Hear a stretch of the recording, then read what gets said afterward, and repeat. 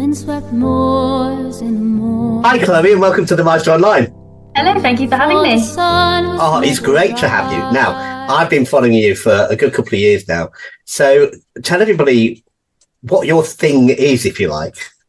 So I travel around the UK busking with my piano bike.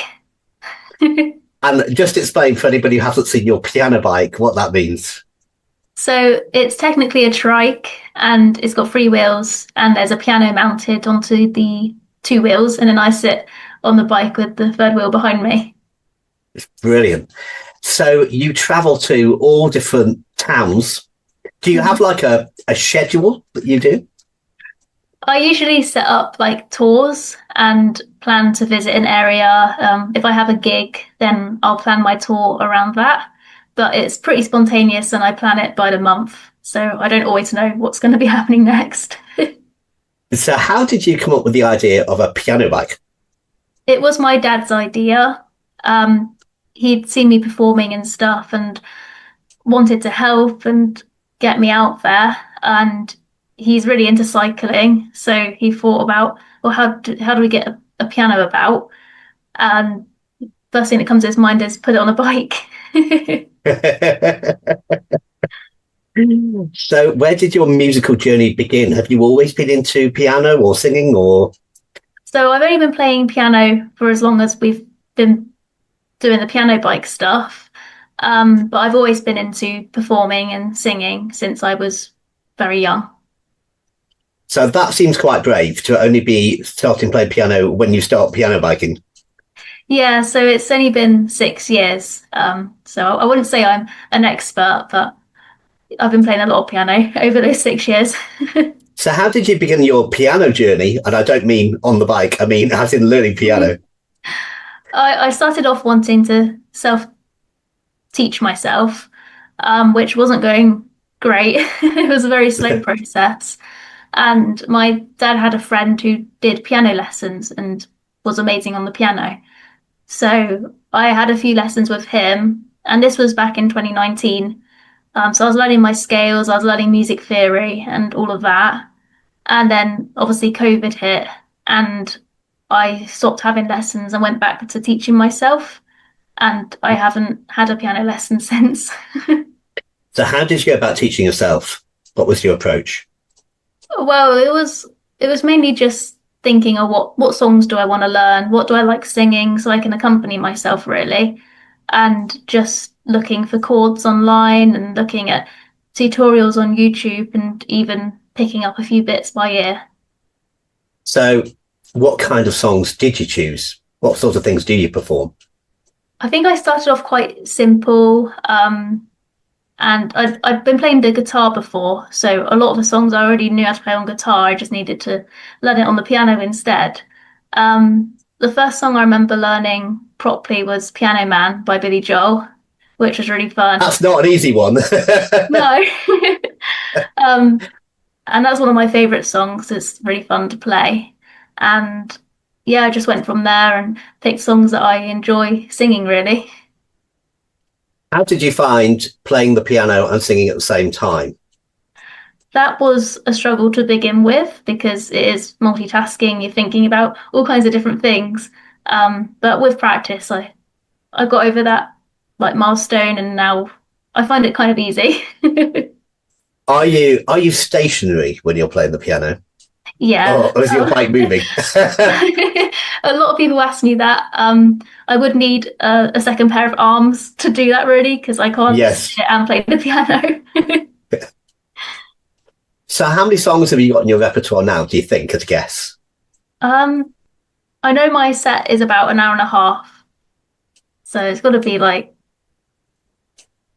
I don't know how many songs, but I also have like Christmas songs that I do every year and other songs I do for like weddings and stuff. So it's probably about 40 songs, I think. Okay. Yeah. I know you're constantly adding to those songs. I do try. Usually I have quite a busy schedule that I'm busking every day or doing a gig every day. So whenever I have a little bit of spare time, I try to learn something or write something original. So you write as well? Yes, I do. So tell us about that. Um, Songwriting was What's something I've always wanted to do. And I started doing that uh, about 2019. I think I wrote my first song. And I also produce as well my own songs. So I do all the recording and I mix it and master it. And it is a really fun process. and what technology do you use for your mastering and mixing? So I use the DAW Reaper, Yeah. and I use Isotope for mastering. And if people don't know, Reaper's probably one of the more affordable and accessible tools, isn't it? But there's a lot in it. Yeah, it is amazing. You do have to like source your own like MIDI instruments and stuff, but Yeah. it's really easy to use and it does the job really. So did you just research a DAW? So yeah, again, if anybody doesn't know, a DAW is a digital audio workstation. Mhm. So did you just Google it and then decide to go with Reaper, or did you learn, and have you just learned yourself as you've done it? I believe my dad has had a lot to do with my music and everything. So I it was a long time ago now, but we did like try out a few ones. I think we tried out like FL Studio and a couple of others. And in the end we just went with Reaper just because it was the most easy one for me to understand. But yeah, we did try a few, but Reaper was the one for us. So how do you go about your songwriting process? It is a bit of a do it all at once kind of thing. I don't really go, well, I'll start with the music and then do the lyrics. I kind of just take it all at once and I don't really know how to describe it, but I come up with an idea and then I straight away turn it into something. And does your idea already start almost with a story, so you can feel a journey through the song even before you begin? Yeah, it's either a story like, oh, I really want to write something about this or something about that, or it could even just be a line. Like I could be doing something like making the bed or something really normal, and then all of a sudden I'll just think of something and go, yes, I'm going to start with that idea and work my way around that. So what sort of stories have you used perhaps that really mean something to you? So my favorite song at the moment of mine is a song called Traveller, which is about me and doing all my traveling, and it's also about the West Country and um, just like picking up little bits and pieces from my travels, really. I like that one. And the others are just really emotional and about personal things that have happened in my life. And it's just a good way to get feelings out. Yes, absolutely. So when you're performing and you're on tour, how do you cope with weather changes and whether it might be wet or whether it's cold? And So when it's cold, I really layer up. I wear thermals all over and just wear as much clothes as I can, really. And then in the rain is a problem because the piano doesn't like the rain. yeah, And we do have a big like fishing umbrella that covers the whole piano.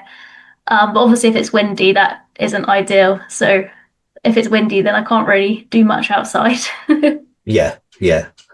And do you tune the piano yourself? Because obviously it's constantly moving and it's in different, weather conditions. The pitch must shift quite a bit at times.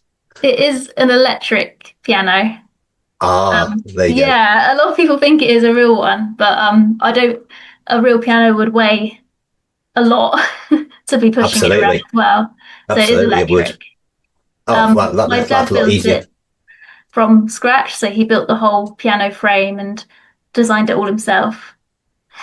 Excellent. Yeah. Excellent. That's really good. Have you found that through obviously 6 years of being on tour and you'll be playing a lot of the songs over and over again, do you find you always play them in the same way? Or do you find things change over time? I think it depends how I'm feeling and all of that. And it just, yeah, with that, it depends just how I'm feeling and what emotion I'm going to be putting through the song. And I feel like if people are watching and I'm feeling appreciated, I will put more into the songs. Whereas if I'm feeling a bit like, oh, nobody's watching and just feel a bit like self-conscious, then it might not be as good.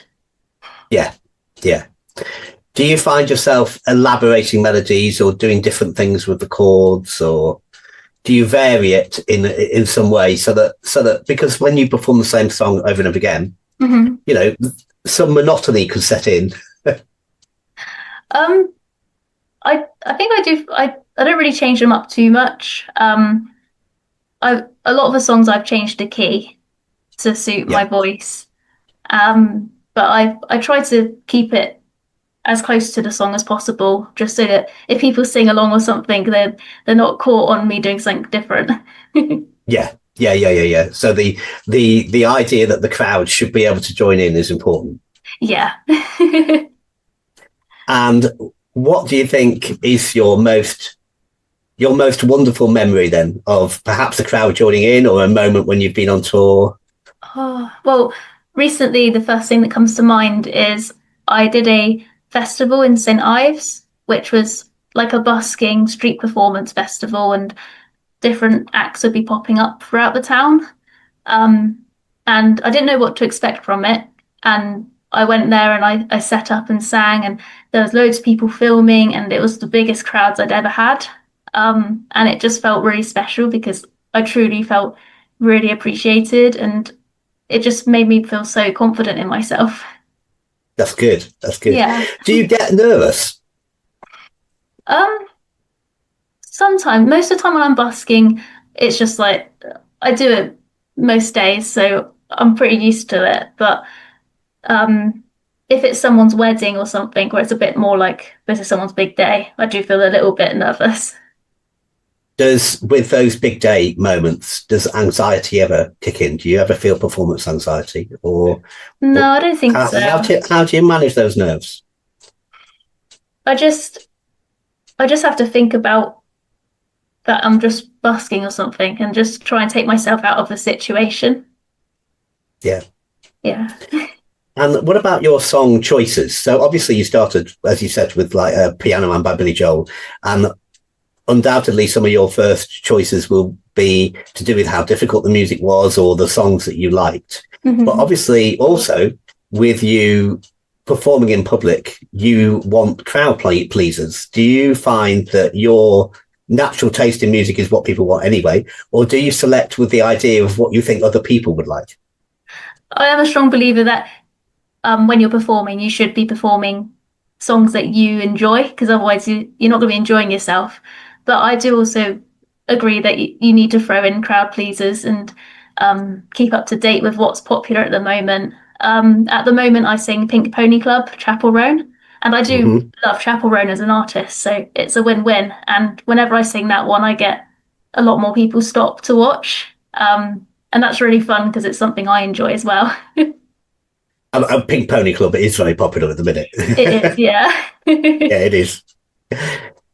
What about the future? Where would you like things to go? Are you happy just doing what you're doing, or do you have a dream that might evolve? I would love to take it to the next level and record more and do more like concerts and stuff like that, because at the moment it is a lot of busking and outdoor events, but I would like to take it to like another level. But I do love what I do at the moment anyway. Well, what you're gaining is what a lot of pianists don't gain, of course, is you're gaining the experience of having a crowd responding to you all the time. And that's, things like people like stand-up comics talk about doing clubs and getting the experience of having people right in front of them and learning from how the crowd reacts and everything. Do you find that with different crowds, you adapt which songs you perform or how you perform them, depending on how people are responding?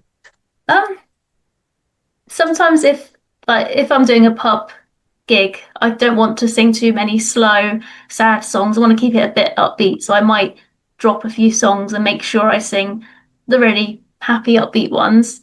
But most of the time, not too much Adele then at that occasion. No, but in the street, you sometimes get surprised. Like I said with Pink Pony Club, I've had times where an old man will come up to me and he'll go, "Oh, I love that. That's my favorite song," and he'll be talking about Pink Pony Club, and you just get it's just like a really nice feeling. Like, oh, I didn't expect that, but it's great. Yeah. So I always sing all my songs because you never know who's going to appreciate it. You don't. Absolutely, No. you don't. No, and you don't know what anybody's favourite song is before you performed it. Yeah, exactly. Yeah. So, if you were to advise somebody else, somebody who really wanted to make music or piano playing, or they wanted to learn piano, or they wanted to use their piano to make some kind of career for themselves, what advice would you give people? I'd say just to do it. Don't let being nervous or anything hold you back, because if you don't do it, you'll never know. And I started off going out there, having played the piano for 6 months or something. And the more you busk, the more you get to practice. And I think busking is great because it is like practice, but you get to be out there and get advice and experiences and really build up your like skill. Do you have a venue that you would, or a city or a town or somewhere that you'd really like to play that you've never played? Oh, I don't really know an exact one. Like obviously like just anywhere where people would like come and sit down just to see me would be like really surreal. um yeah, the only I haven't been to many concerts myself. I went to watch Sigrid in 2022 at the OVO Arena. So I think having been there to watch somebody to then think one day that could be me is quite a cool feeling. I very much hope that one day it will be, Chloe. We look forward to you Thank you. making that big stage. Thank you so much. Thank you so much for spending the time with us. Thank you. Thank you. Bye. Going Bye. far away.